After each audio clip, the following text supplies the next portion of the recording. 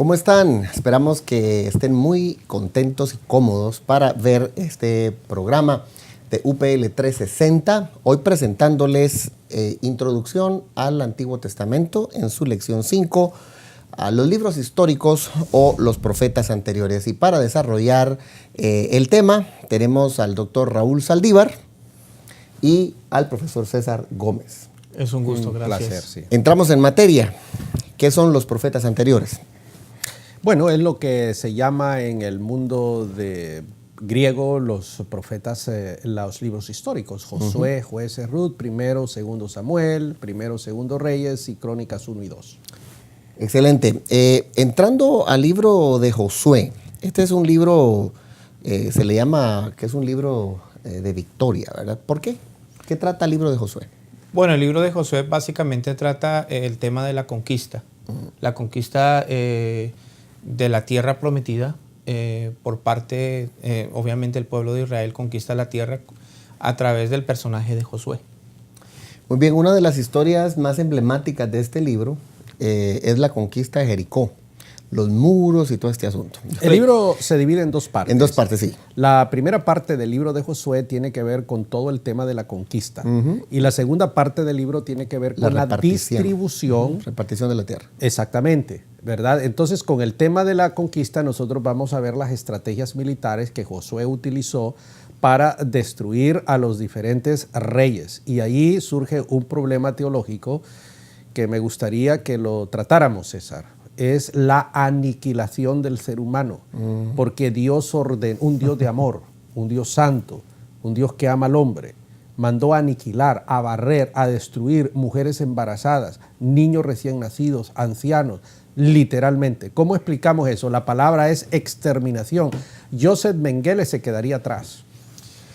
Joseph Mengele era el nazi que se le llamó el ángel de la muerte. El ángel de la muerte. Bueno, si nosotros tratamos de reconciliar estos hechos históricos con los, vamos a utilizar con los valores de la sociedad actual, es irreconciliable.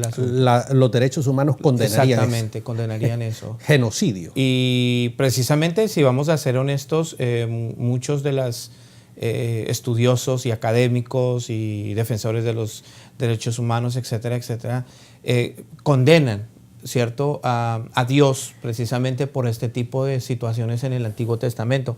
Pero tenemos que entender que la sociedad del Antiguo Testamento es una sociedad completamente diferente a la actual. Es un asunto anacrónico. Desde la plataforma nuestra. No, es un asunto anacrónico totalmente. Y pongámoslo de otra manera, Melvin, pongámoslo de otra manera. Si Dios da una orden de esa naturaleza, ¿quién pepino somos nosotros para decir lo contrario o cuestionar la voluntad de Dios? Lo que pasa es que el hombre trabaja o piensa desde una plataforma donde él piensa que él tiene la razón para cuestionar la soberanía de Dios. O desde la perspectiva del siglo XXI. Sí. Allá estamos hablando de 2.000, 3.000 años antes de la era cristiana. Bueno, yo quiero recordar a un personaje que, como Marción, por ejemplo, que él todo lo que tenía que ver con el Antiguo Testamento y ese Dios que mataba y hacía cosas, no lo quería en el Nuevo Testamento y por eso todo lo que era judío lo quería sacar. De acuerdo. Bueno, pues entonces en la primera parte de Josué encontramos todas las estrategias militares. Josué era un militar. Pero a ver, doctor, dejemos claro eso, era un militar, un estratega militar. Absoluto. Pero ahí quería yo al principio decir que esto de que se cayeron los muros de Jericó, hay muchos han cuestionado la historia de los muros. Realmente, tocando olla, se cayeron las piedras. Pues yo no puedo decir ni sí ni no, no he hecho el estudio. Puedo interpretar literalmente el tema si quiero, eso es como usualmente se nos enseña en la escuela dominical, pero como no he hecho un estudio del tema, no puedo ni afirmarlo, no puedo ni negarlo. Y sí, guardo, no todo lo contrario. Exacto, guardo silencio. Sí, porque ahí aparece el tema también de cuando Josué para el sol, ¿verdad? Bueno, ya sabemos que eso no es cierto. Allí sí podemos entrar porque sabemos que el sol, eso sí ya lo podemos decir, ¿verdad? El sol no se mueve, es una estrella que está allí que es el centro del universo nuestro, y ya está, y se acabó. Pero ¿cómo conciliarlo? Porque solamente decir eso no es cierto, de pronto puede ser, entonces nos está mintiendo el texto. No nos está mintiendo para nada, porque ahí hay que hacer todos los análisis idiomáticos, los análisis culturales y todo, y los contextos. Yo nunca he hecho ese estudio, por lo tanto no tengo autoridad para hablar. Lo que sabemos es que el sol está ahí, que el que se mueve es la tierra, no el sol. Y la cultura antigua, no solamente en el libro de Josué, cuando uno analiza, por ejemplo, el libro de Eclesiastés en el primer capítulo, entonces es una cultura en la que creía que era el sol el que giraba alrededor de la tierra. Es lo correcto, lo que tengo que corregir lo que estaba diciendo. Es la tierra la que gira alrededor del Exactamente. Así es. sol. Y el sol está en el centro de este sistema interplanetario. Entonces, el sol no se va a parar para que el día, solamente pensar en eso, imagínense, se desbordan todos los océanos. Sí, es totalmente cierto. Se desbordan todos. Mucho del vocabulario si la Tierra no hay que interpretarlo literal. deja de dar vueltas un milésimo de segundo menos de las vueltas que da, se desbordan los océanos. Quiere decir Una que, catástrofe completa. Quiere decir que hay detalles que no hay que darles una interpretación literal porque nos miraríamos como tontos frente a la ciencia. Bueno, Josué es un libro de victoria. Hay batallas, hay conquista. Y distribución de distribución de la tierra. El libro de Jueces. El libro de Jueces nos habla de uno de los periodos más oscuros, sombríos de la historia de Israel. Cuando muere Josué, no transfiere la antorcha a otro líder, en virtud de lo cual hay una anarquía política en el Estado de Israel. Cada quien hacía lo que mejor le parecía. Exactamente, y entonces el pueblo se vio influenciado por las prácticas paganas litúrgicas de los otros pueblos, y entonces ahí vienen unos círculos viciosos que ocurren con el pueblo que peca, que es castigado por Dios, que es liberado. Y a estos personajes que liberaron, no al pueblo en general, porque los jueces, hubo veces que había 3 jueces simultáneamente en el territorio. Y estos eran libertadores del pueblo y se les llama jueces, pero no en el sentido como nosotros entendemos un juez. Ahora, era un líder militar que Dios utilizó para liberar al pueblo de sus opresores. Una especie de caudillo. Sí, y claro, es importante recalcar algo que menciona el doctor Saldívar cuando uno comienza leyendo el libro de Jueces, después de que muere Josué y toda la generación que lo acompañaba, entonces no le supieron tampoco transmitir el temor del Señor a la nueva generación, y la nueva generación prácticamente se olvidó del Señor, y eso los lleva precisamente a una decadencia moral. Cuando uno lee el capítulo 19 de Jueces, uno se da cuenta, capítulo 19, 20, 21, los últimos 3 capítulos, uno se da cuenta realmente la profundidad de la oscuridad y la anarquía en el pueblo de Israel, al hecho de que viene la historia de levita con su concubina. Entonces, un levita con una concubina. Y obviamente después lo que la sucede. hizo pedazos y todo exactamente. eso. Entonces, 12 pedazos. Eso muestra la decadencia moral en la que el pueblo de Israel había entrado. Antes de pasar a los otros libros, ¿cuál de los jueces es el que más les impacta? Gedeón es un hombre espectacular, por ejemplo. Sí, me gusta esa historia de Gedeón. Hay muchas lecciones bíblicas que puedo sacar de Gedeón. Sí. ¿En tu caso? Sí. Bueno, me gusta Gedeón, pero también me llama mucho la atención de Sansón. La historia de Sansón le da a uno como líder grandes lecciones de vida. Sí, y bueno, ¿por qué no decirlo a Débora también? Me impresiona cuando el general le dice, si no vas conmigo no voy a ningún lado, ¿verdad? Creo que las mujeres ahí van a decir, ya, eso me gusta, ¿verdad? Bien, pasamos entonces de Josué, un libro de victoria, a Jueces, un libro de decadencia. Vamos ahora entonces a los libros de Samuel, que vienen a hacer una transición a la monarquía. ¿Quién fue Samuel? Samuel es un individuo que es considerado el último juez y es, digamos, el eslabón entre la teocracia y la monarquía. Básicamente eso es, el eslabón entre la teocracia. Antes de Saúl había un gobierno teocrático. Este es el último juez y comienza la monarquía. Para tener claridad en estos términos, ¿cuál sería la diferencia entre una teocracia y una democracia? Para utilizando la forma de gobierno de esta nación? Bueno, una teocracia es el gobierno de Dios a través de una persona y la democracia es el gobierno del pueblo. Actualmente, en el mundo en el que vivimos, tenemos una teocracia. Irán es gobernada por Dios, el Dios de ellos, de los musulmanes de Irán, a través de un ayatolá. Ellos tienen un presidente, pero el presidente está sujeto al líder espiritual. Es una teocracia. ¿Israel vive en teocracia? No, Israel es un país democrático, tiene su Congreso que elige a su primer ministro. Esa sería una gran diferencia. Claro, tiene una democracia parlamentaria, se dice. El tema del libro de Samuel, ¿cuál es el tema en general? Bueno, cuando estamos hablando del tema del libro, obviamente nos habla a nosotros, entra el relato de cómo básicamente el pueblo de Israel desprecia el gobierno de Dios, ¿cierto? Y pide un rey. Y entonces ahí comienza el relato de la monarquía, pero también ahí aparece a través de la historia de Saúl, y luego viene la historia de David y también la cuestión mesiánica, ¿no? Con las promesas que Dios le hace a David. Entonces, yo diría que el tema es precisamente el comienzo, o uno de los temas, el comienzo de la monarquía del pueblo. Completamente. Y ahí tenemos a los dos, una dinastía que no fue dinastía, porque solo hubo uno de esa familia, y el inicio de una dinastía que esa es la que ha perdurado, la dinastía de David. Los tres primeros reyes, los tres son emblemáticos. Saúl, no conoce David, a David, Roboán. Salomón. Salomón, perdón. Sí, Salomón. Roboán y Jeroboam son después de Salomón. Exactamente. Sí. Del primero y el segundo se han escrito, y aún de Salomón, ¿por qué no? Se han escrito cualquier cantidad de materiales que son realmente impresionantes, ¿verdad? Y una de las historias de Saúl con la divina de Endor es algo que siempre surge y sale a la palestra cuando se habla de este emblemático personaje. Tal vez esta ocasión no será el tiempo de ampliarlo, pero vale mucho la pena. Hay muchísimos episodios en la vida de estos tres reyes que no podemos ahondar porque este es un curso introductorio nada más. Exactamente, que vamos a tocar mucho más adelante. Para la segunda parte de este programa vamos a hablar acerca del libro de los reyes. Pero recapitulando, tenemos entonces en los profetas anteriores, en estos primeros tres hemos hablado de Josué, que lo vamos a analizar como un libro de victoria.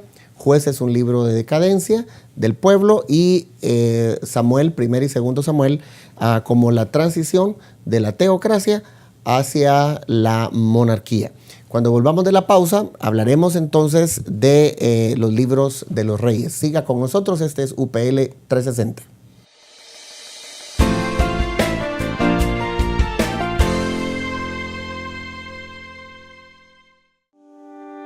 Liderazgo Empresarial es el nuevo diplomado de Universidad para Líderes, diseñado para emprendedores, hombres y mujeres que cambian paradigmas, que miran al futuro, líderes con una nueva mentalidad, con estrategia, que trabajan en equipo. Si tú eres esa persona, debes inscribirte ya en el Diplomado en Liderazgo Empresarial, el diplomado que potenciará tu vocación. Para más información, escríbenos a información@universidadparalíderes.com o llámanos al 904-415-3464.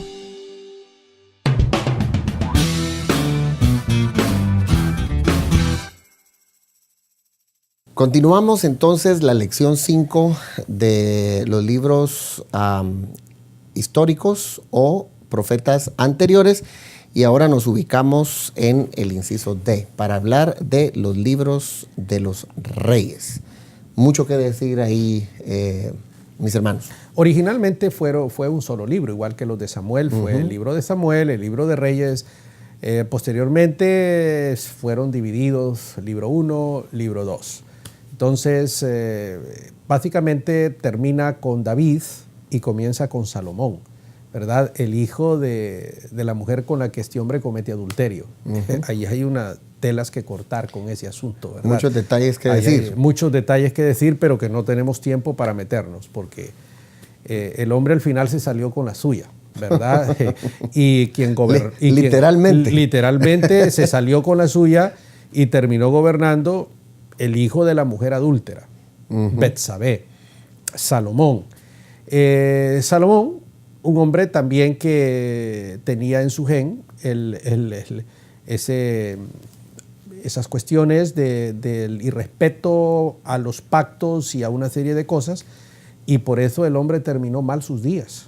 Terminó mal sus días. Sí, se le considera el hombre más sabio, pero esas son palabras, ¿verdad? Porque Albert Einstein seguro que fue 10 veces más sabio que Salomón, seamos realistas, ¿verdad? Solo que esos son díceres, ¿verdad? El hombre sí fue sabio, que da partida al niño en dos y entonces, claro, y muestra su sabiduría. De hecho, él dice que él quiere sabiduría para gobernar, y creo que como gobernador hizo un gran trabajo. Y también le embarró. Sí, claro. Porque el hombre termina mal. Y tan mal el hombre hizo las cosas que al que no más muere él, el reino se divide. Con el hijo, sí. Exactamente, ¿verdad? Él sentó las bases para la división del reino. El hijo fue parte de la situación. Pero bueno, hablando de este hombre, sí, fue muy rico, tuvo el respeto. El episodio de la reina de Sabá muestra de que era un hombre que tenía una reputación y una fama.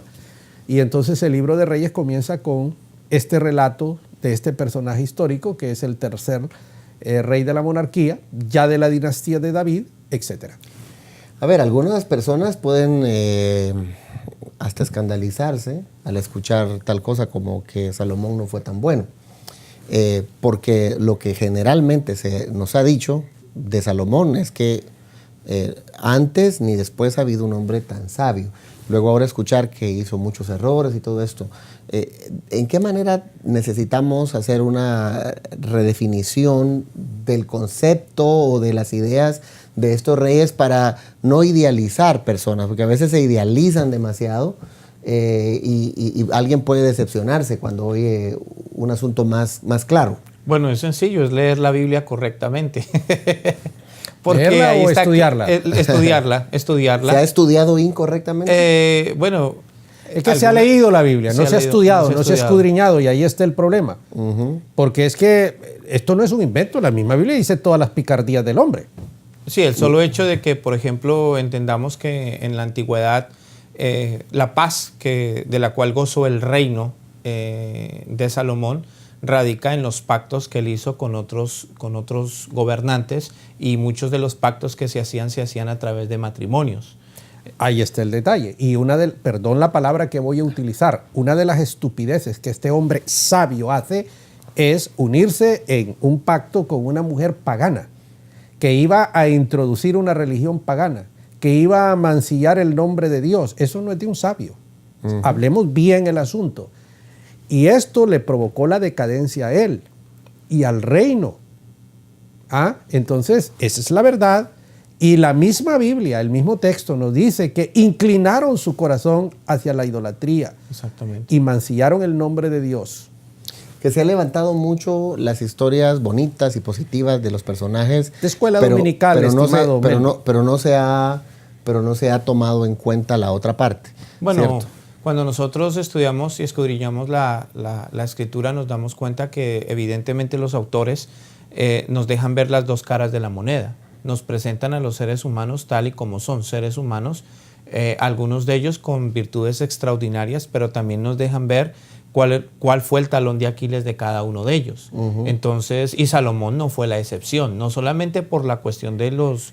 sí, él permitió que estas mujeres pervirtieran su corazón.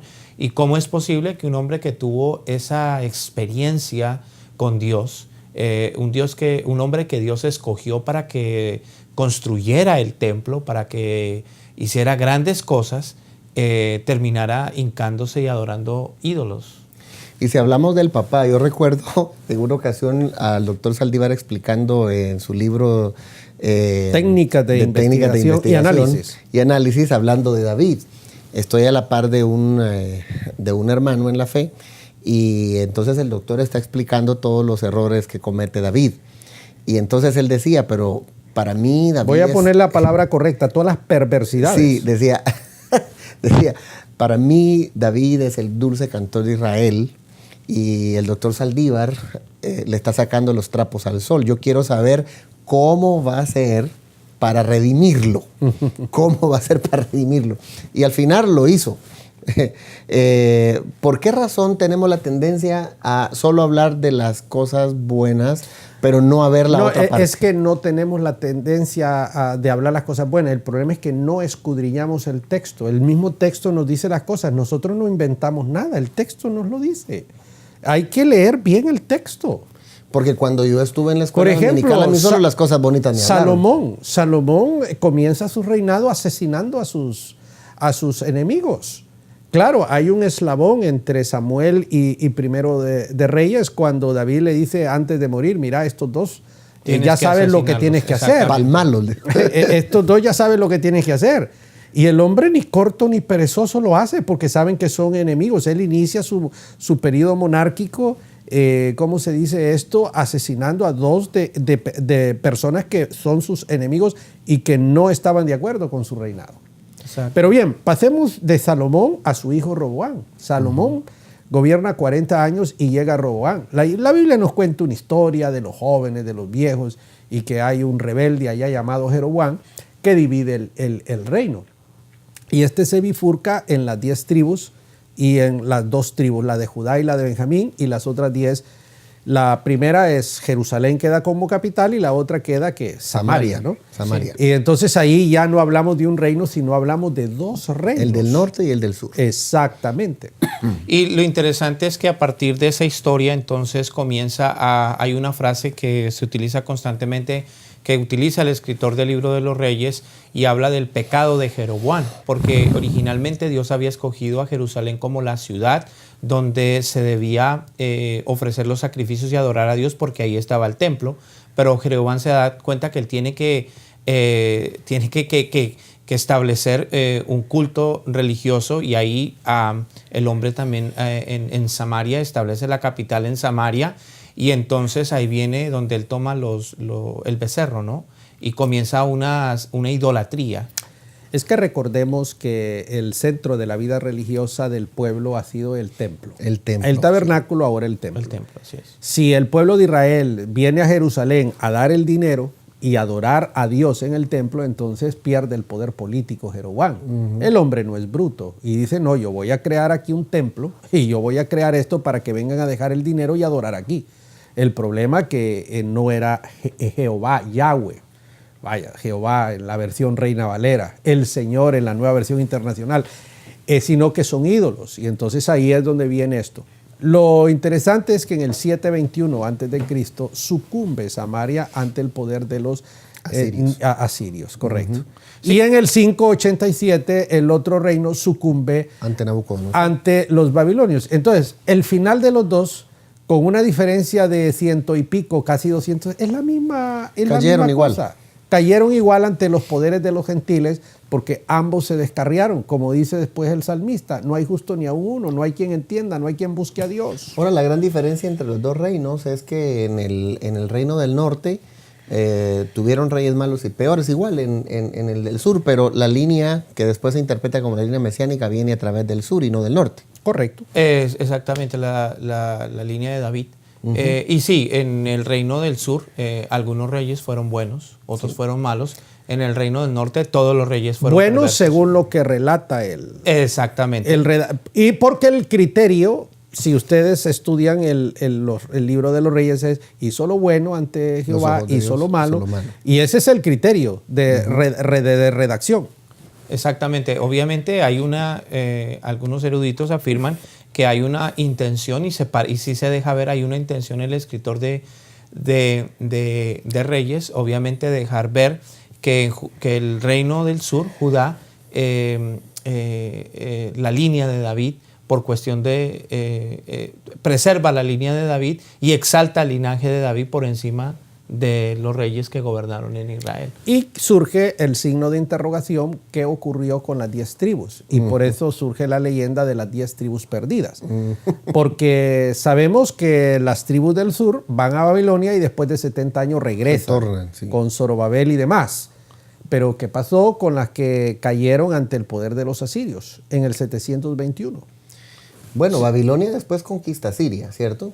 Y entonces se junta toda esa gente en ese imperio, pero efectivamente se asume, porque ya no hay ningún libro, por lo menos en el canon, que nos explique a nosotros eso, y de ahí surge la leyenda, porque hay una leyenda de las 10 tribus perdidas. Eso es verdad. Sí, bueno, el texto deja en claro que el rey de Asiria se llevó del reino del norte la aristocracia, la gente intelectual, la gente inteligente, dejó lo más pobre, trajo gente de los reinos que ya había conquistado y los mezcló, y ahí surge lo que se conoce como los samaritanos. También. Exactamente. Pero ya son híbridos. Híbridos, exactamente. ¿Verdad? El pueblo de Israel, el pueblo de Judá, esos sí regresan y se sigue la línea como para exaltar lo que dijimos, la cuestión mesiánica. Y de alguna forma eso también será de alguna forma significativo ya en el Nuevo Testamento, que lo vimos, ¿verdad? Los samaritanos y los judíos no se llevan entre sí. ¿Viene de ahí la idea? Ahora, bueno, ahí surge la enemistad históricamente. Ahora, en el Reino del Sur, evidentemente hay una intencionalidad en el escritor de preservar el linaje de David. Me gustaría resaltar 2 personajes del Reino del Sur, que son, en primer lugar, Ezequías y el otro Josías. El primero porque este fue un rey que definitivamente demostró su lealtad, su compromiso con Jehová, y Josías porque fue el instrumento que Dios utilizó para una revolución espiritual, etcétera, en el pueblo de Judá. Y por el otro lado, en el norte, quiero resaltar la figura nefasta de Acaz, marido de Jezabel, que llegaron a los grados de perversión más altas. Entonces, la gente que nos está viendo, es importante, yo les digo que estudien estos paralelamente, ¿verdad? Paralelamente los reinos, porque cuando gobernaba uno, gobernaba otro, uno en el norte, otro en el sur. Estudia esto paralelamente y para que se forme un concepto de lo que estaba ocurriendo ahí. Señalé esos 3 reyes a manera de ejemplo. Es imposible en tan poco tiempo hablar de todos, pero señalo 3, uno malo, perverso, superlativo, y otros 2 que sobresalieron por cosas positivas que hicieron. ¿Algo más que quieras agregar? Porque estamos cerrando este programa. No, simplemente describe, obviamente, muestra el lado bueno y el lado malo del ser humano, ¿no? Y de los reyes que obedecieron y que desobedecieron al Señor. Muy bien, así llegamos al final de esta lección. Muchas gracias siempre por su extraordinaria contribución.